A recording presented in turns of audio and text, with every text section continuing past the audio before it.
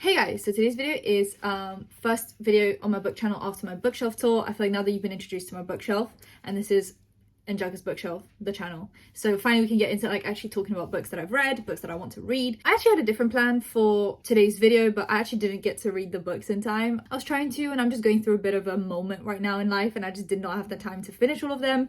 So that video, which you guys don't know about, is going to be coming next week. But today we're doing a different video that I wanted to do. I've been seeing this kind of floating around Book Talk and BookTube.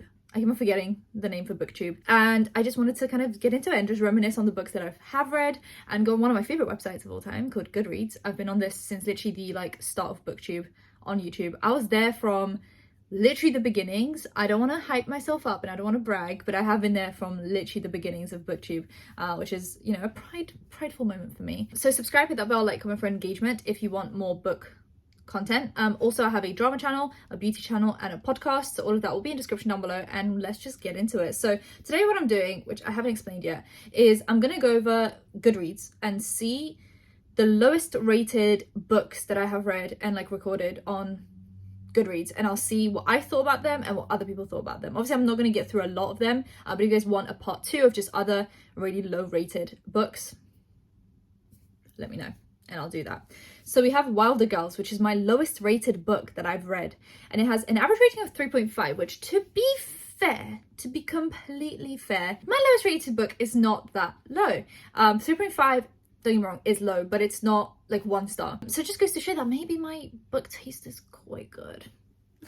Wilder Girls. I'm gonna be so honest with you guys, that book confused me. I actually listened to it on audio, and it's not like I was bored, but I think I was just so confused the whole time that I didn't really focus too much, and I actually can't remember how it ended. I think I had like more of an open ending kind of a situation.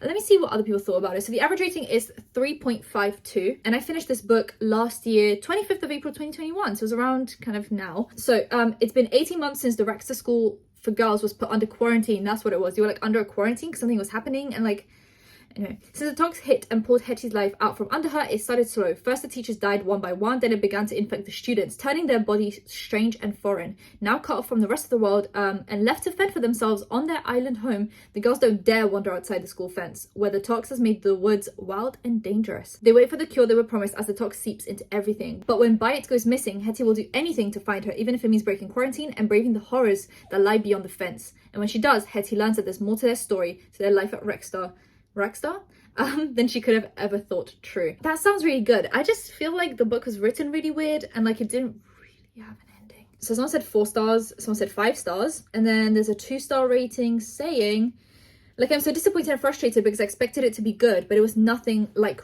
really nothing. I didn't get anything while reading it. The cover is gorgeous and the synopsis is incredibly interesting, but the book's boring. It's not a retelling of Lord of the Flies like it's advertised. I guess it's more like inspired from it. So I guess I didn't know that it was supposed to be a Lord of the Flies kind of a thing. Plot. So they do see all the plot thing. I don't want to ruin it for you guys if you guys still want to read it. Ending. Someone said they're really frustrated by the ending. The book's built up to the point where things were quite interesting and I was excited for them to go out of the island, but then the ending came out of nowhere.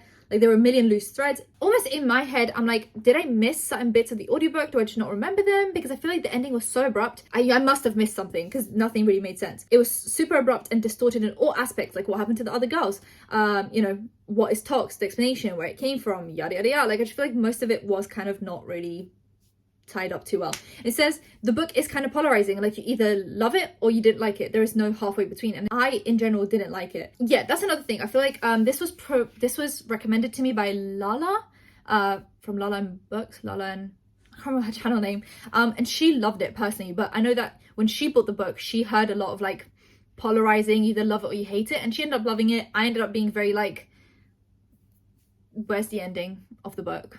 Why does it not have an end? So anyway, that's like the general consensus of this one. I kind of agree with the rating. I think 3.5 is fair enough. I gave it a 3 on Goodreads because you're not able to give half ratings. So I gave it a 3. I probably would have stuck with a 3 even if I was able to give half ratings. I wouldn't give it a 3.5. Then the second one is The Mangle Street Murders. This is the Gower Street Detective and is the first one of a series. And I actually also listened to that on audiobook. And this is a series about, so there's Sidney Grice, London's most famous personal detective, and his goddaughter and ward, March Middleton. And this is like an 1880s London, England mystery story. And there is currently 5 books. Now, the ratings get better with every book. So maybe there's some, you know, some improvement being made from 2013 to 2017, but I only read the first one. I am still intrigued to read the other ones. Maybe it's because I really love mystery and thriller books, that even if one's very mediocre, I will still give the author another chance, because I feel like I'm always just interested in listening to mystery and thriller stories. Now, let me guess, I think the bad ratings come from the blatant misogyny. Now, obviously, Sidney Grace is a male detective in the 1880s, so he is very misogynistic to his goddaughter. He basically is like, shut up, woman, you don't know what you're talking about. And then she proves him wrong, and then he's like, ugh, whatever. Now, as much as that is frustrating to listen to, I don't know what else I would expect from a male detective in 1880s. Like, of course, the 1800s were misogynistic, the 1900s were misogynistic, and the 2000s are misogynistic, and we are making progress slowly, but I wouldn't have expected anything different from 1880s, and I think it would have been very disingenuous to make him like progressive and feminist when that's probably just not what was happening at the time. But it is still quite frustrating to read, so it's problematic in that sense. I don't really remember anything else. I think the mystery was also quite bleh. Like, it was a bit like, okay, like the ending was a bit like, that was an easy way to tie that up. Anyway, Gower Street, London, 1882. Sidney Grace, London's most famous personal detective, is expecting a visitor. He drinks his 5th pot of morning tea and glances outside, where a young, plain woman picks her way between the piles of horse dung towards his front door. March Middleton is Sidney Grace's ward, and she's determined to help him on his next case. Her guardian thinks women are too feeble for detective work, but when a grisly murder in the slums proves too puzzling for even Sidney Grace's encyclopedic brain, March Middleton turns out to be rather useful after all. Set in London, still haunted by the spectre of the infamous Spring-Heeled Jack, the Mango Street Murders is for those who like their crime original, atmospheric, and very, very funny. Funny, not fun, funny. I liked it because it was quite atmospheric. I am from London. It was just quite atmospheric. It was London, but 1800s, so it was quite, you know, but yeah, he was misogynistic, so there's that. So someone gave it a 3-star rating. This is not a cozy mystery. At first, I was not at all sure how I felt about this themed Sidney Grace. If I had read this book last year, I probably would have lauded the dark humour, the satirical tone, and maybe even tipped my hat to the author a bit. Although I admit, even under the best of circumstances, he really did push the envelope too far and cross some lines that would even shock the most cynical, mean, and unsympathetic person out there. I was listening to it on audiobook, and what tends to happen is I'm also doing things while listening to audiobooks. I actually don't remember that much. I remember some things, but I don't remember everything. So I'm quite curious as to what like the really dark humor was. Anyway, she said, still, I had to know what was going to take place with the murder investigation, so I continued on with the book, even though I wasn't sure if I'd continue with this series. This one is not for the faint of heart. It includes grisly descriptions of dialogue that some will find offensive or hard to digest. So there's that. I think the ending was 50-50, and the book is pushing some lines when it comes to offensive humor. So if that's not your, you know, cup of tea, then obviously this book isn't for you. I think he was trying to push the lines because it's supposed to be 1800s, but I don't think that you need to really push the line. Like, I think, yeah, adding character to the main character is good, and making him genuine and, you know, making him the way he would be in those times is important. But at the same time, I think there could be a line drawn just purely for the reader's enjoyment. So someone said, bad news first. I loathed the great detective Sidney Grace, who had all of Holmes's and Peyrot's pompousness and petulance, but nary a hint of their charm. Towards the end of the book, he seemed to become slightly more human, enough that I will be willing to give him a second chance at being in another book, rather than a complete deal breaker of a character. His gimmick of fiddling with his glass eye didn't really work for me, although him being a vegetarian was interesting. And I did agree with his dislike of milk in tea, me too. Much better news, his ward, later assistant March Middleton, a young Victorian orphan, we first encounter smoking and drinking gin from a flask. Her mother having died in childbirth, she spent her life travelling with her army surgeon father, sometimes assisting him in operations, so that viewing corpses turns out not to face her as much as he obviously would have expected from her. Apparently Grace knew her mother, but refuses to say anything more about that beyond acknowledging the fact. Let's hope he doesn't turn out to be her natural father. March feels free to tell of Grace when she feels he's gone too far in his arrogance. Overall, she's a pretty neat character, and I'd be interested to see how she develops. Plot itself was interesting in terms of suspense, although I wasn't wild about the ending. Me too, which I'm not sure I understand exactly. Me neither. I was a bit like, am I confused? Yes, I am.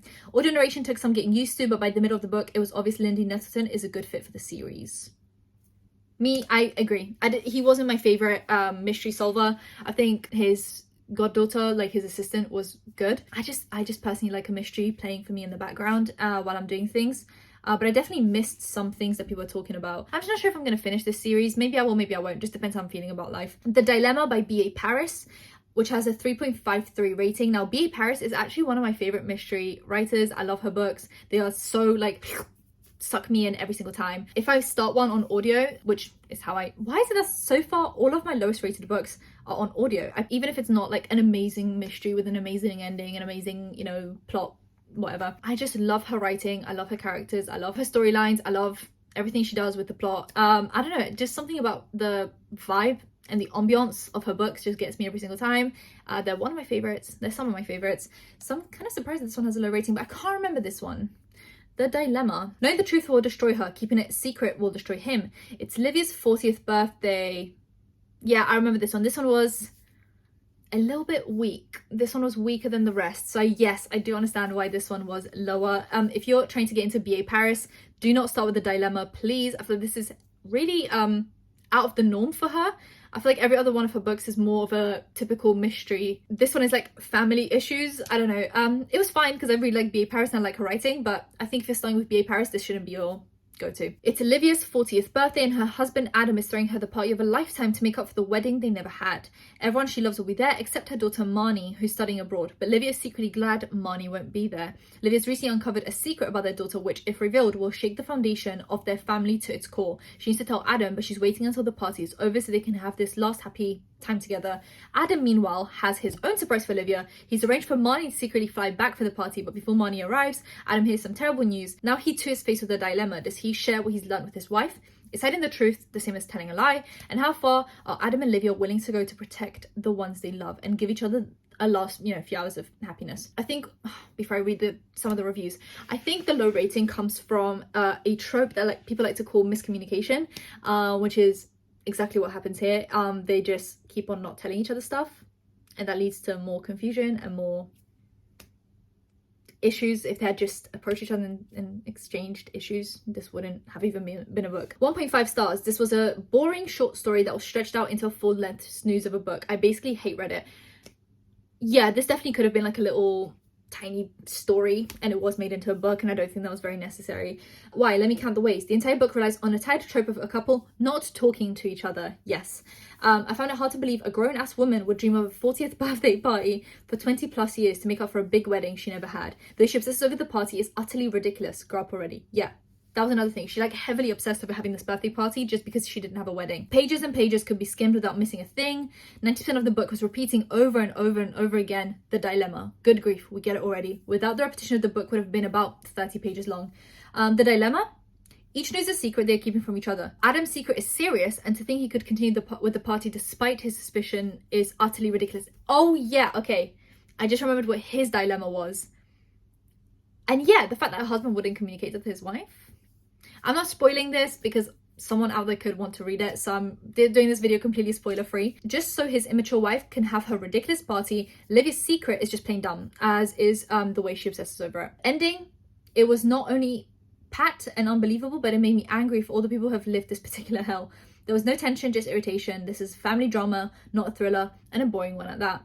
I did finish the book thinking there might be a payoff at the end. There wasn't. I'm running it up to 2 stars simply because I finished it. Someone said I hate read it as well. Although quite different from her prior works, I still really enjoyed it. The narrative is smaller in scope yet quite intricate as a character study, following husband and wife Livia and Adam. The story takes place during the course of a single day, that of Olivia's much anticipated 40th birthday. Oh yeah, it takes place during one day. So, but yeah, this is very different from B.A. Paris's normal work. So let me go into her other works and maybe do a recommendation. She has Behind Closed Doors, which I remember loving. So I gave it a 4 star. And yeah, just don't be put off by this one if that's the first one you read and you don't really like it. I think she has much better books. For example, Behind Closed Doors, which is one of my favorites. So actually, New Moon from the Twilight Saga, so this is the second book from the Twilight Saga, is my 4th lowest Goodreads rated book. It has an average rating of 3.57. So someone gave it a 1 star and said, Stephen King once said, Stephanie Meyer can't write worth a darn. She's not very good. And there's a lot of spoilers from the books. I'm not going to give you any spoilers. I'm pretty sure you guys have read it, but anyway. I actually think New Moon was probably the weaker one from the series,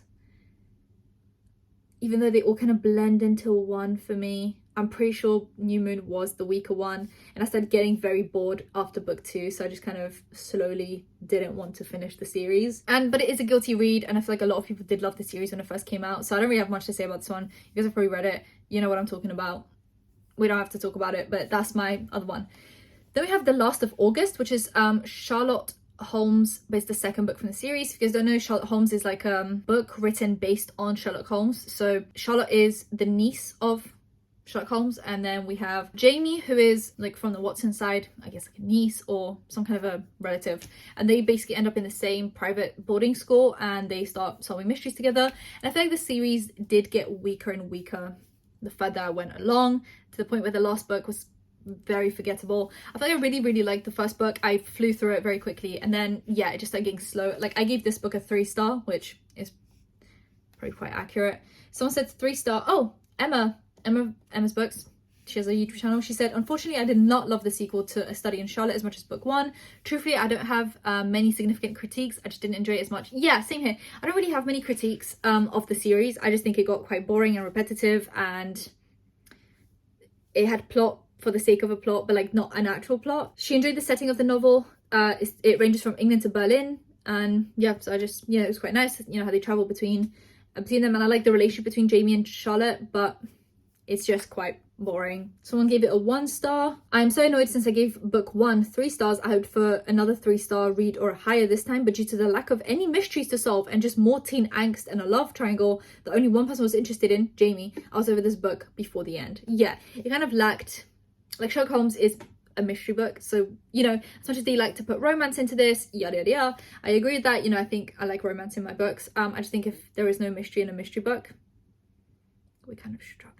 And then we have one of my lowest rated, Allegiant by Veronica Roth, which is book 3 in the Divergent series, and this one had a 3.61 rating, and I gave it 2 stars. I thought this one was awful. I think book 1 was really good. Book 2, I ended up going into it a few times just trying to get through it, and then book 3 was just a nightmare to get through. Now that is still nothing compared to the movies, where movie 1 was really good, movie 2 was weird, and then movie 3 was an absolute nightmare. Like just an absolute mess. I don't know what they did with that movie. They changed the plot completely. They changed everything completely. It was like really weird CGI. And yeah, I'm a hater of Allegiant, both book and movie. Now let's read some reviews. Some people are giving it 4 stars. Some people are giving it, you know, 1 star, 2 stars. Someone said, when I don't like a series ending, I tell myself it's partially my own fault, that the book suffered from my expectations. In the case of Allegiant, I think it went a little beyond that. Hours after finishing and sleeping on my crushing disappointment, I have to admit that very little of this book worked for me. So I'm turning to this device that I always turn to when I'm stressed, overwhelmed with something, lists. As always, in a review of this nature, there will be massive spoilers for all 3 books in the series. I'm using a cut, and it means definite business. Things that did not work for me in Allegiant, A List by Kate. The world building, character development, Triss for the plot, the message, and then she put spoilers under each of those, and I agree completely. I thought the character development was hot garbage. I think the ending was just weird. I think the world building was strange. I just think everything about it was just mind-boggling to me. And yeah, I just wish it would have ended differently. That's my review of Allegiant. A few years too late. This book came out in 2013, so I'm still angry to this day. And that is actually it for today. If you guys want more of my lowest Goodreads rated books, let me know, but that'll be it. Subscribe, hit the bell, like, comment for engagement, and I'll see you in my next one. Bye guys.